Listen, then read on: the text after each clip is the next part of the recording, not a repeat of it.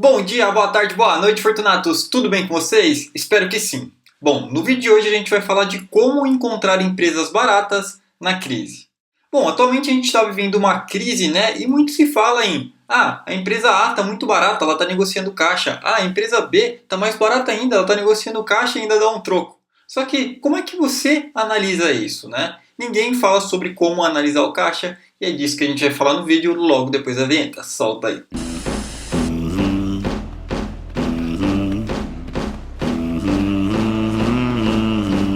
E aí pessoal, Nicolas aqui. Bom, antes de continuar o vídeo, eu gostaria de falar que essa é uma aula que eu postei lá dentro do curso Fortunatos, tá pessoal?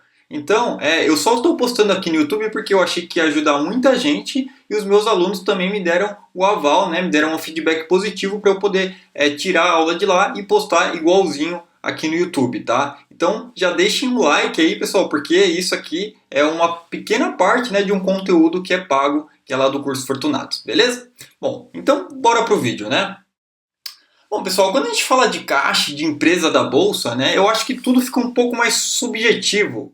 Então, quando a gente traz isso para perto, né, a gente traz para um exemplo de padaria, a gente traz para um exemplo de imóvel, o negócio fica mais tangível, fica mais fácil da gente ver e a gente entender. Então, aqui eu trouxe o exemplo da padaria, tá? Então, digamos que a gente tem uma padaria, tá? E ela tem uma receita anual de R$ 1 milhão, tá? Então, ela tem uma receita de 1 milhão, tem um lucro de 180 mil e 250 mil em caixa, na caixa registradora lá guardada no banco ou em aplicações financeiras, tá?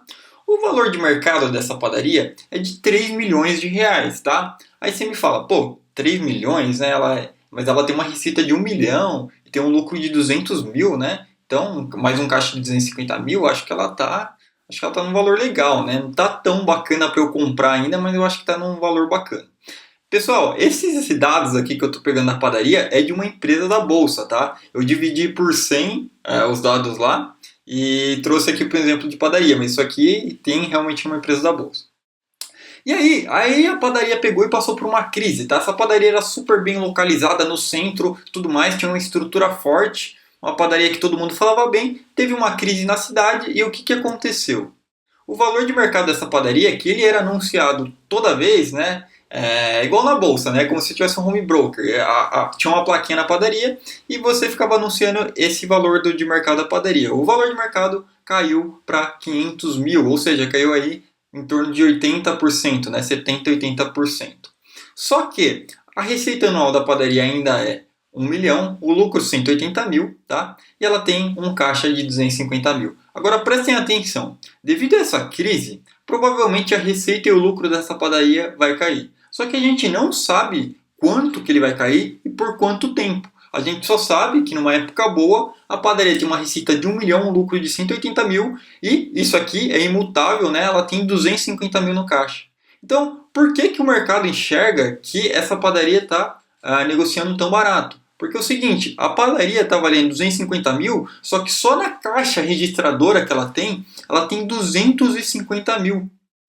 Então você está comprando o negócio inteiro, você está comprando um negócio que faturava 1 milhão e tinha um lucro de 180 mil por 250 e não 500, porque esses 250 já tem lá na caixa registradora dela. Tá? Então é a mesma coisa eu querer comprar a sua empresa e você falar que metade do valor que eu vou dar na sua empresa você tem lá no banco dela. Beleza? E é por isso que o mercado vê como uma empresa tão barata.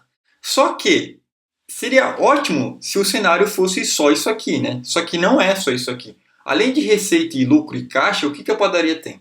Ela tem passivos, né? Ou seja, ela tem dívidas para pagar. Ela tem os funcionários, tem os fornecedores e etc e tal, né? Tem as dívidas, os empréstimos e tudo mais.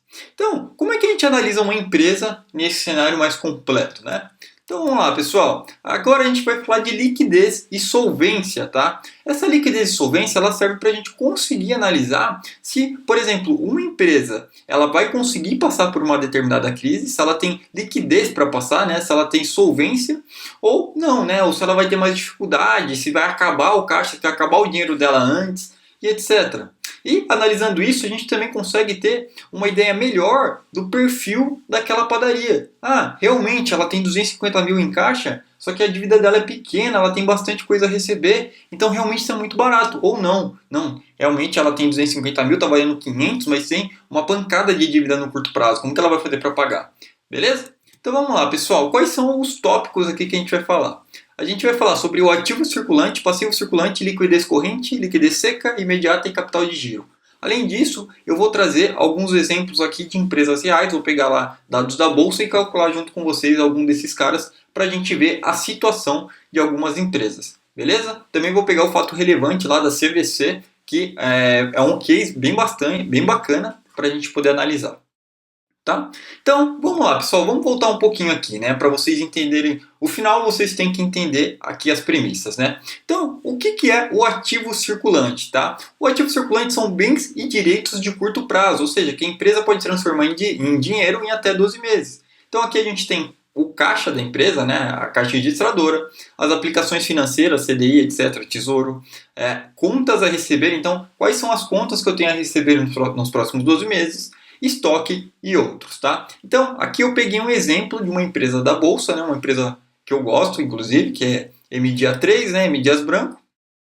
E aqui a gente consegue ver o ativo circulante da empresa, tá? Então, ela tem 364 milhões em caixa e aplicações financeiras, tem 957 milhões para receber, 799 milhões em estoque e 200 milhões em outras contas aí, tá?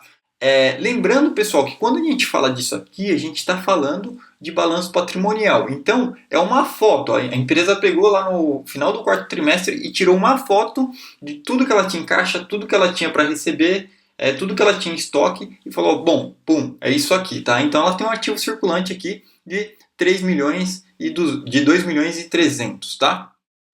Agora, do outro lado, a gente tem o passivo circulante. O que é o passivo circulante? Obrigações de curto prazo, em até 12 meses. Então, como por exemplo aqui, a gente tem obrigações com funcionários, fornecedores, empréstimos e financiamentos, entre outros, tá?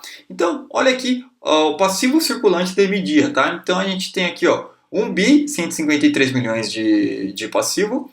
Inclusive eu falei errado, né? São 2 bi e 300 aqui que eles têm. Eu falei 2 bi, né? São 2 bi e 300 que eles têm de ativo circulante. Então, de passivo, eles têm 1 bi 150, tá? Sendo que 149 milhões são de fornecedores e 608 são de empréstimos de curto prazo e 396 de outros, tá? Por que outros aqui, né? Rapidinho. Como eu falei, aqui a gente também tem obrigações de funcionários. Só que essas informações desse site aqui, que é o Oceans 14, tá? Elas estão condensadas para ficar mais fácil da gente analisar, porque são muitas linhas, são muitas rúbricas. Então, para você ver o dado completo, por exemplo, da M Dias Branco, você pode entrar no site da BVMF, procurar ela e clicar lá no DFP, né? Que vai ter lá o balanço do ano inteiro dela, aqui um pouco mais detalhado. Então, aqui no site do Ocean, você tem 149 milhões de dívida com fornecedores, aqui você consegue ver os 149 milhões também. Aqui você tem 608 milhões de empréstimos, aqui também você consegue ver. Só que, uma coisa que eu notei aqui, pessoal, é que olha que interessante, eles têm 608 milhões de empréstimos e financiamentos. Só que desses 608 milhões, 500 milhões estão em moeda estrangeira. Então, olha que problema, né? Porque como o dólar disparou, então pode ser que isso daqui ainda aumente muito, só pela variação cambial se a empresa não estiver fazendo hedge. Beleza? Então, é também interessante que a gente analise a estrutura da dívida, né? Beleza, você tem 600 milhões, quanto está em moeda nacional? 100 milhões, quanto está em moeda internacional? 500. Então, já é um negócio para a gente ficar esperto. Uma outra coisa aqui, cadê aqui, as obrigações sociais e trabalhistas aqui, 167 milhões, tá? Aí você soma isso aqui com outras obrigações e outros números aqui, a gente vai chegar aqui nesses 396 que o site condensou já pra gente. Beleza, pessoal? Então deu para entender? Ativo tudo aquilo que a empresa pode transformar em dinheiro no curto prazo e passivo tudo que ela tem que pagar no curto prazo. Beleza? Mas, pessoal, antes da gente ir para a cereja do bolo, né, que são os indicadores de liquidez e mostrar alguns casos práticos também, eu gostaria só de relembrar uma coisa, tá? A liquidez corrente, ela faz parte, e o ativo circulante e o passivo circulante faz parte do balanço patrimonial de uma empresa, né? Tá? Então é a foto. Então, lá no último dia de dezembro, como é que está a foto da empresa? Quanto que ela tem a receber, quanto que ela tem a pagar, como é que está o caixa. Então imagina aqui a foto, né? Então aqui o balanço patrimonial de uma empresa, né? Já falei sobre isso em outra aula. Ativos menos passivos igual patrimônio líquido. Qual que é o filme, né? O filme é o DRE, né, pessoal? DRE que tem as receitas, as despesas e assim a gente chega no resultado. Então, a soma da foto que a gente tem mais do filme, a gente vai chegar na foto do ano 2, né? Então, digamos que aqui seja 31 de dezembro de 2019, a empresa vai se movimentando aqui com o DRE, a gente vai ter lá o balanço patrimonial, a foto, né, no dia 31 de dezembro de 2020, a segunda foto, tá? Então, por exemplo, quando eu falar que uma empresa ela tá sem liquidez, tá? Tem um filme ainda para rolar. Então, o que ele te mostra é a foto. Naquele momento a empresa está sem liquidez, com aquelas contas que ela tem a pagar e aquelas contas que ela tem a receber, beleza? Só que ainda tem um filmezinho para rolar. Beleza? Então, a cada trimestre, a empresa vai mostrar um balanço patrimonial, vai mostrar um ativo circulante e um passivo circulante. Tá? Então, ao longo do tempo, isso vai se resolvendo. Algumas empresas elas têm uma liquidez menor, outras trabalham com uma liquidez maior. O mercado ele fez alguns indicadores para medir, né, se a empresa vai conseguir honrar os seus compromissos de curto prazo. Então, qual que é o primeiro, né? O primeiro que a gente olha, o primeiro é a liquidez corrente. O que é a liquidez corrente? Ele mede a capacidade da empresa pagar seus compromissos de curto prazo somente com seus ativos mais líquidos, tá? Então aqui a gente tem um exemplo de uma empresa, né? Os ativos circulantes dela e os passivos circulantes dela aqui. Aqui a gente consegue ver que a empresa tem uma folga, né? Uma folga grande aqui de liquidez corrente, né? Ela tem 750 milhões de ativos de curto prazo e 300 milhões de obrigações. Como que a gente faz o cálculo da liquidez corrente? A gente pega o ativo circulante e divide pelo passivo circulante, tá? Se esse indicador for maior que 1, significa que o capital circulante líquido é positivo, ou seja, a empresa é capaz de honrar todas as suas dívidas de curto prazo. Então ela está tranquila, se ela pegar tudo que ela tem em caixa, aplicações financeiras, contas de estoque, ela consegue pagar tudo que ela tem se a operação, digamos assim, né, parasse de funcionar não, porque dentro do ativo circulante a gente também tem as contas a receber, né? Mas dada aquela foto, ela está tranquila, então no próximo ano ela consegue pagar tudo tranquilamente, tá? Porém, se este valor for menor que 1, tá? Não necessariamente quer dizer que a empresa não conseguirá honrar os seus compromissos. Por que não necessariamente ela vai conseguir honrar os seus compromissos? Por quê? Se ela não tiver dinheiro para pagar, ela pode fazer o quê? Ela pode fazer dívidas de longo prazo para conseguir pagar as dívidas de curto prazo, tá? Então, putz, eu tenho 1 milhão para pagar agora. O que eu vou fazer, né? Eu posso simplesmente me alavancar ainda mais. Eu vou lá, pego o dinheiro, falo que vou pagar ano que vem e com esse dinheiro que eu peguei emprestado, é tipo um rotativo do cartão, né? Eu pago essa dívida de curto prazo. Isso não é um cenário bom, tá? Por isso é muito interessante que a gente pegue empresas com liquidez corrente maior que 1, tá? Porque isso significa que ela tem mais ativos do que passivos. Um outro cenário também é o seguinte, tem boas empresas, como por exemplo a Ambev, que às vezes negociam aí uma liquidez corrente menor que 1, tá? E por que isso acontece? Por causa do seguinte, pessoal, como eu falei, é uma foto, então pode ser que esse passivo, essa dívida que a empresa tem que pagar, seja em novembro, tá? Então eu tenho que pagar 1 milhão de reais em novembro. Então, só no mês 11, daqui 11 meses eu tenho que pagar essa dívida. Aí, digamos que a gente seja no mês 1. No mês 1 já entra em 900 mil, tá? Então, como é uma foto, né? Eu tenho 10 meses aqui para fazer os 100 mil que ainda faltam. Então, o que a gente tem que analisar também, depois, se você tiver paciência e mais calma dentro do balanço, quando que a empresa tem que pagar essas dívidas, tá? Por quê? Porque pode acontecer justamente esse cenário, né? Se a empresa receber quase todo o valor em janeiro, por exemplo, e a dívida dela for só lá para novembro. Se ela ainda não conseguir pagar, o que ela vai ter que fazer? Ou vai ter que fazer a venda de ativos, né? Então ela pode vender um ativo para conseguir pagar suas obrigações de curto prazo, que é um exemplo. Ela pode emitir dívida, né? Debêntures, por exemplo. E ela pode também ter que fazer um resultado maior, né? Ao longo do tempo para ela conseguir pagar aquela dívida lá. Beleza, pessoal? Só que se vocês olharem aqui, a gente tem um pequeno problema, tá? Esse pequeno problema chama estoque, tá? Porque o estoque é tudo aquilo que a empresa já produziu. Então, no caso da M né, a gente tem tudo que já está pronto, né? Os biscoitos já estão empacotados, já está tudo certinho, só só tem que vender. Só que você não tem certeza que você vai conseguir vender aquilo. Então, existe um outro cara que chama liquidez seca. O que a gente faz na liquidez seca? A gente elimina aqui a linha de estoque. A gente só deixa o caixa, as aplicações financeiras, que é o que a gente pode pegar dinheiro na hora, e o contas a receber, que é o que a gente tem uma certa certeza que a gente vai receber, né? Já está lá para a gente receber. Aqui nesse exemplo, a gente também tem tributos a recuperar e despesas antecipadas, tá? Aqui nesse caso de tributos a recuperar, o número está um pouco alto, tá? Geralmente é mais baixo comparado às outras contas, tá, pessoal? Por isso que quando a gente fala de liquidez seca, vocês vão ver outras pessoas que mexem com finanças falando que liquidez seca é só caixa e contas a receber, tá? Porque essas são as maiores contas que a gente tem lá. Beleza, então a gente eliminou o estoque. Agora sim, a gente tem uma visão mais real, né, de quanto que a empresa realmente tem na mão para pagar as obrigações dela de curto prazo. Então a liquidez seca ela mede a capacidade da empresa a pagar os seus compromissos de curto prazo somente com seus ativos mais líquidos sem os estoques, tá? Então qual que é a conta da liquidez seca? É ativo circulante menos estoques dividido pelo passivo circulante. Se o indicador for maior que 1, significa que a empresa consegue pagar suas dívidas de curto prazo somente com as disponibilidades e contas a receber. Beleza? Esse cara aqui é o meu preferido aí quando a gente fala de liquidez e solvência, tá? Agora, Nicolas, e se ninguém pagar, né? Putz, aconteceu um cenário, ninguém vai me pagar, eu vou ter que pagar tudo com caixa que eu tenho. E aí que entra a liquidez imediata. Ou seja, você vê que você vai sendo cada vez mais conservador, né? Na liquidez corrente você pega tudo, inclusive estoque e conta a receber. Na liquidez seca você elimina o estoque e na liquidez imediata você tira o estoque e tira contas a receber. Então, parou tudo, parou. A empresa vai fechar as portas, ninguém produz, ninguém vende mais nada. O que eu faço com as minhas dívidas e vou ficar parado por um ano? Eu consigo pagar todas as minhas obrigações de curto prazo só com o que eu tenho em caixa? Então entra aí a liquidez imediata. Então a liquidez imediata nada mais é que o caixa é o equivalente de caixa mais aplicações financeiras dividido pelo passivo circulante.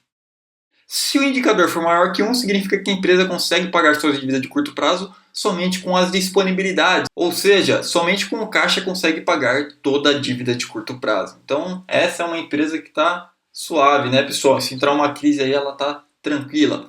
Não é muito fácil da gente encontrar uma empresa que tem liquidez imediata maior que 1, tá?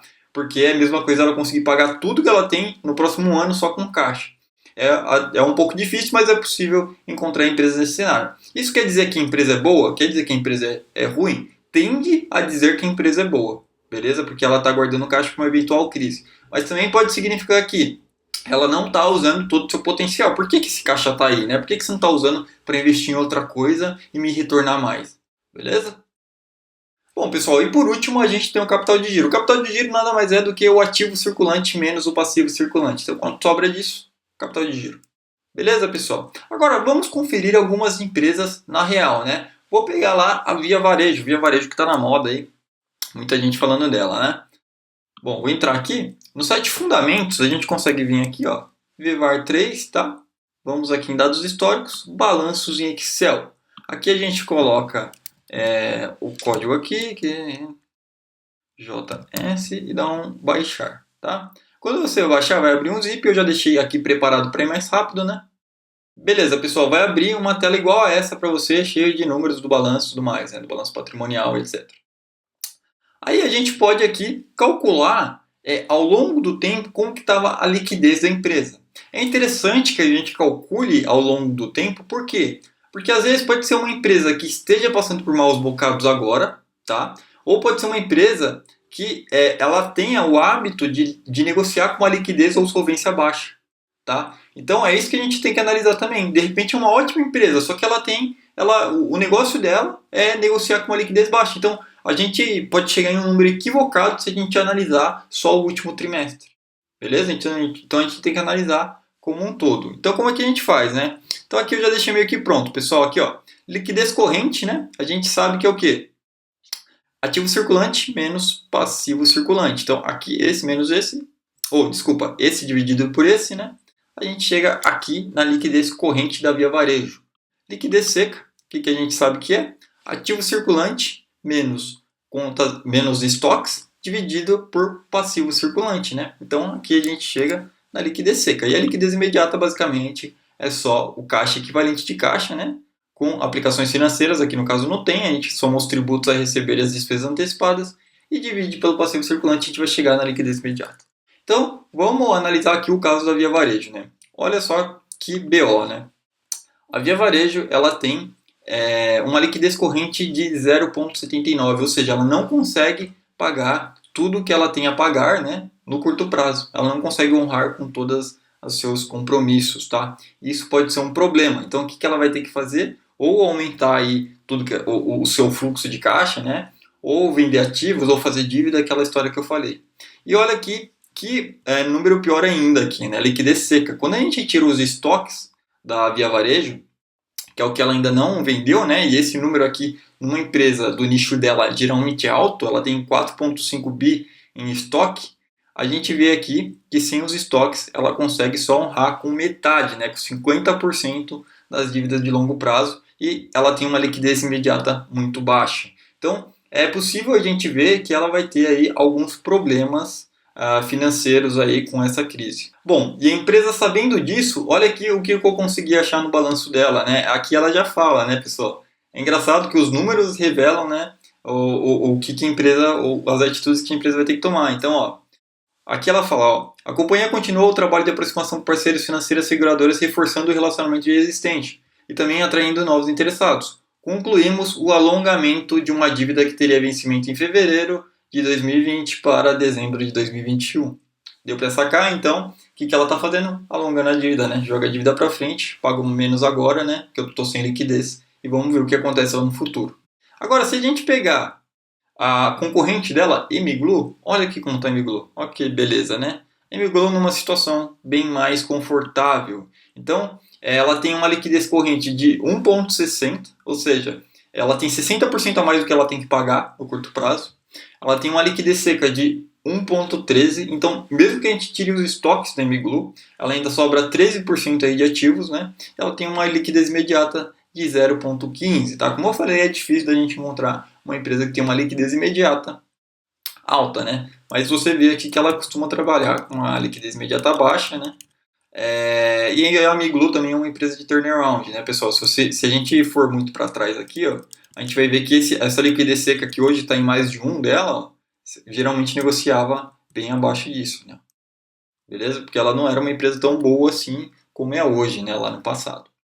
Beleza? Agora eu também peguei aqui a Ambev, né, pessoal, só para a gente ter uma comparação. A Ambev aqui, ó, liquidez corrente 1,10, 1,33, ou seja, tem uma liquidez, uma solvência tranquila, né?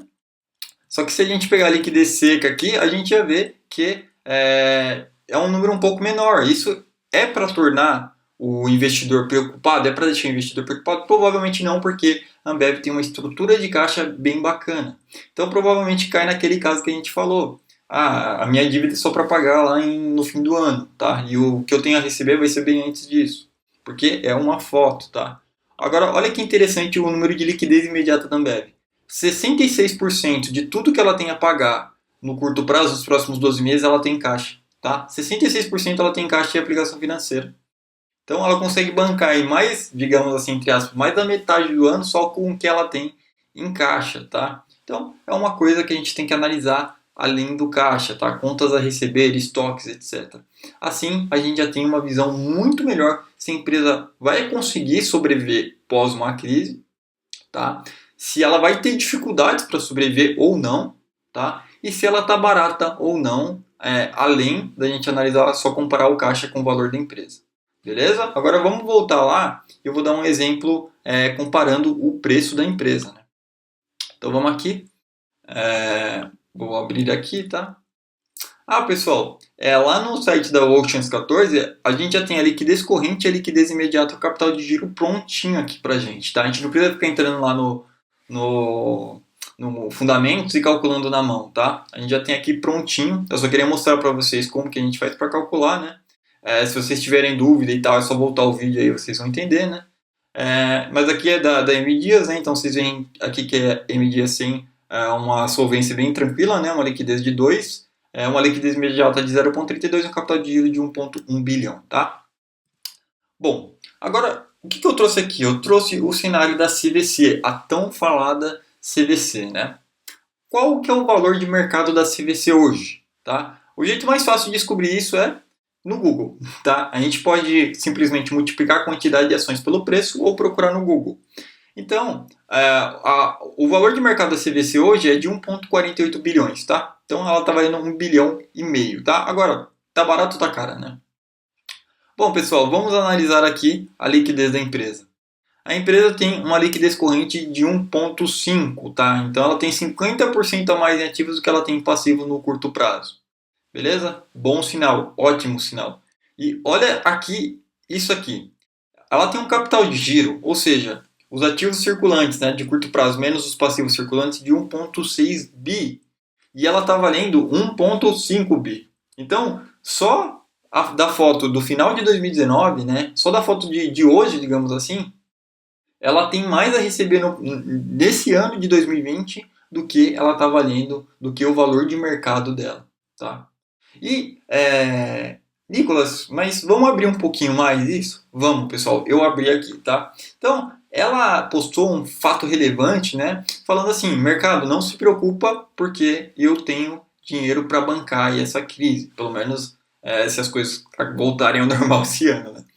Então, olha aqui que interessante esse cara aqui, eu vou usar de case para a gente estudar, tá? Então ela fala aqui, ó, posição de caixa, 411 milhões, bem como um saldo de contas a receber de clientes de 3,234 bilhões, dos quais 1,6 eram recebíveis de cartão de crédito e 1 bilhão de recebíveis de boleto junto a instituições financeiras. Então ela tem 412 milhões em caixa parado lá e tem mais de 3 bilhões de contas a receber, tá? E aí embaixo ela fala, de saldo de contas a receber de clientes, cerca de 55% refere-se a contratos de clientes que já realizaram a viagem. Então 55%, guarda esse número, 55% já realizaram a viagem. Então teoricamente eles vão pagar, né?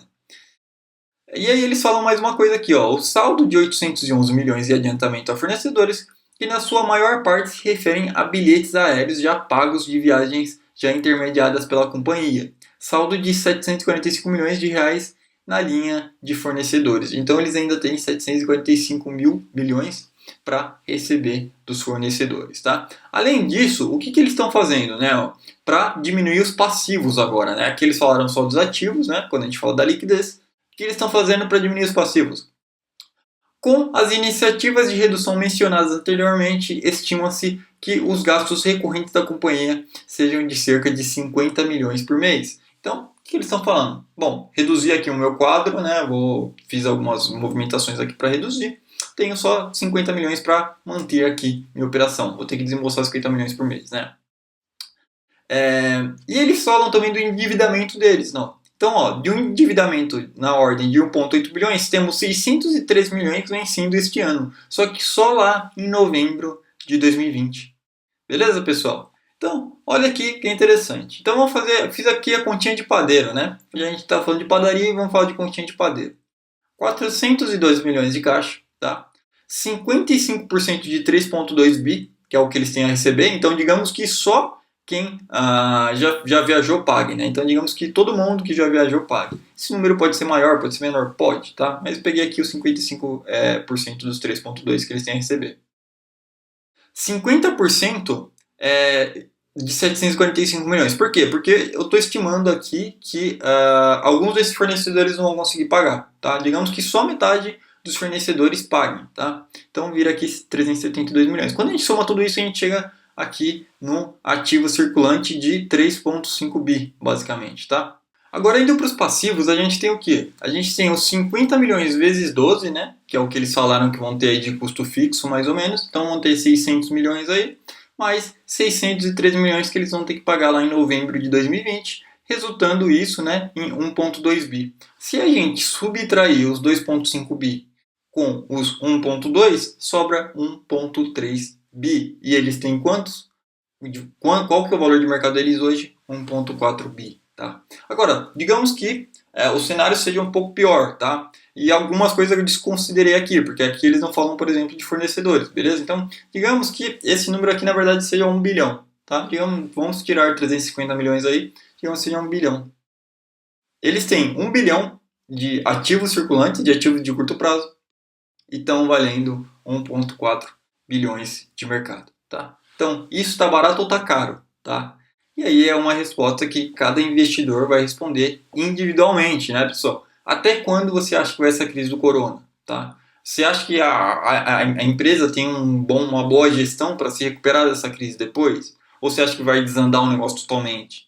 Você acha que a cotação vai continuar caindo? Isso é impossível responder, né? Será que vai parar em 9, vai cair para 8, vai cair para 5? Se ela cair para 5, ela vai estar valendo aqui, ó, 700 milhões, mais ou menos. Aí fica ridículo, né? Ela chegou, acho que a 7 no mínimo, tá? Mas se ela cair para 5 fica realmente ridículo, porque ela valendo 7 milhões, 700 milhões, ela vai negociar praticamente só o caixa, tá? Então, pessoal, é isso aí. Além disso, você não pode, obviamente, analisar só a liquidez e a solvência para comprar uma empresa, né? Para fazer um investimento. Você quer analisar N outras coisas, né? EBIT, lucro, ver o guidance, enfim, muitas outras coisas, tá? Mas só para, já que a gente está falando aqui de dívida e solvência, né, se ela consegue honrar, é interessante que a gente veja também o quê? A dívida líquida da empresa, né? Então, porque a dívida líquida é tudo que ela tem de dívida no longo prazo também, porque não adianta ela, beleza, consigo pagar tudo no curto prazo, porque tem uma dívida imensa no longo prazo também. A gente tem que ponderar aí as coisas, né, pessoal? E eu gosto de medir isso pela dívida líquida sobre o EBITDA. O EBITDA basicamente é o lucro operacional da empresa, ou seja, se ela quisesse parar de distribuir dividendos e tudo mais. Agora eu vou pagar todas as minhas dívidas. Quanto tempo eu demoro para pagar todas as minhas dívidas com o meu lucro operacional? Ela demoraria aqui quase 2 anos, tá? Então se ela falar assim, não, agora eu vou performar para pagar minha dívida, ela demoraria aí 1,8 anos, digamos assim, né? Esse é um bom número, tá, pessoal? Qual que é um número alarmante, tá? 3. Como regra de bolsa, aí depende do negócio da empresa também, eu acho que 3, acima de 3 costuma ficar um pouco complicado aí para a empresa, porque isso começa a gerar muitos juros de dívida, então ela tem que embolsar muito capital para pagar a dívida, e se acontecer alguma coisa errada aí no meio do caminho, começa a ficar bem complicado. É claro que isso vai de empresa para empresa também, então é interessante que você analise o histórico de dívida sobre o EBITDA da empresa, porque às vezes o negócio dela permite que ela se alavanque bastante, tá? Então você vê a empresa cada vez melhor, né? Você vê patrimônio líquido crescendo, lucro crescendo, cotação crescendo, né? E a dívida crescendo junto, né? Só que assim, vamos voltar aqui um pouco. Não crescendo junto, né? Ela cresce até um patamar e depois ela fica constante. Se a dívida crescer infinito, junto com lucro e tudo mais, a empresa provavelmente vai ter problema, tá? Então, às vezes, o perfil da empresa é negociar uma dívida líquida sobre o EBITDA alto, só que você tem que ver se isso está estável ou está arrebentando para cima, porque se estiver arrebentando, aí você tem que ver o porquê que isso está acontecendo, tá? De repente a empresa está fazendo muito investimento, tá? E esse investimento vai retornar? Aí são perguntas que você tem que fazer, tá? E é por isso que se você se interessa mais por investimentos, quer ser um investidor mais lucrativo, mais avançado, né? Eu recomendo que você faça o meu curso, tá? O Fortunatos Advanced. Beleza, pessoal? Então é isso aí, fico por aqui. Não se esqueça de compartilhar com os amigos, deixa seu like aí que ajuda muito a fortalecer o canal. Até a próxima, seja Fortunatos. Fui.